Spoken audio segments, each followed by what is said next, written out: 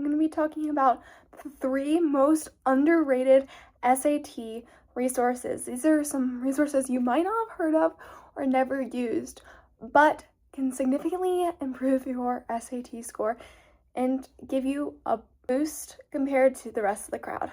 So first off is the one that I used to be able to practice specific problem types. It's the SAT question bank, and it's true that a lot of these questions are ones you'll see on the SAT practice tests.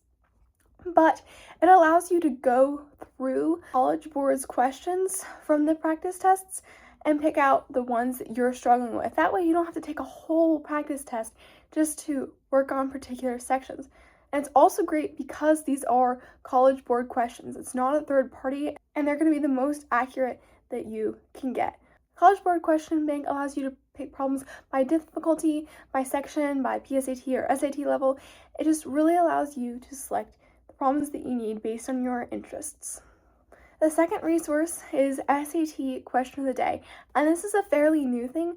It's a great resource for people who don't have a lot of time, many days in their week, to sit down and study, because it forces you to stay in it, to continue practicing, even if it's only one question a day. The material in the SAT stays fresh. Additionally, for students who follow my recommendations, that you focus on studying your weaknesses, which means 1 or 2 types of problems, it allows you to continue exposing yourself to more problem types. That way you don't lose your skills on the problems you're already comfortable with, or you are able to recognize some new areas that you need to continue to improve as well.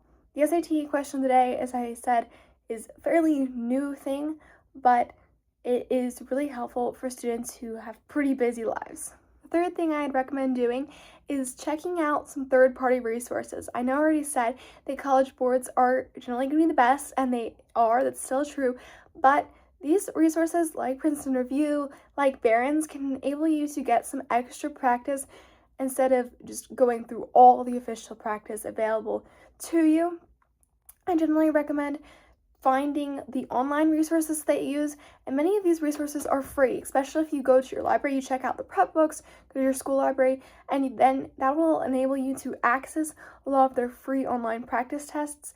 I personally found Princeton Review very helpful. I think it's very helpful, especially for students who are scoring under 1400, because when you're scoring higher, the realistic nature of the tests matters more. Generally, I found that these practice tests were actually a little bit harder than the Blue Book real SAT tests, and they were graded more harshly. So don't use it so much to find a realistic score, but to get better with time and to see some of the hardest tests that you might come up against. So I hope you enjoyed this quick video, and I encourage you to check out some of those underrated resources.